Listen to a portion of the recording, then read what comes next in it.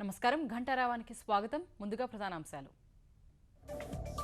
గవర్నర్తో CM Chandrababu భేటీ, శాసనసభ ప్రత్యేక ప్యాకేజీపై చర్చ.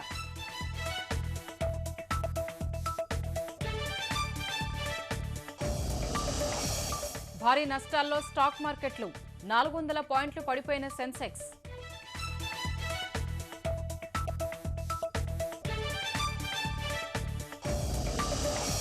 తూర్పు గోదావరి మన్యంలో ముసుగు దొంగలు, దారి కాచి దోపిడీలు, ప్రాణ సంకటంగా ప్రయాణం.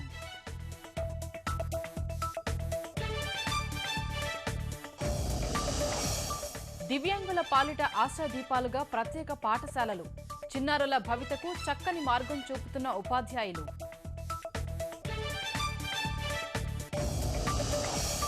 జమ్మూ కశ్మీర్ పూంచ్లో మళ్లీ అలజడి, భద్రతా బలగాలు ఉగ్రవాదుల మధ్య కాల్పులు.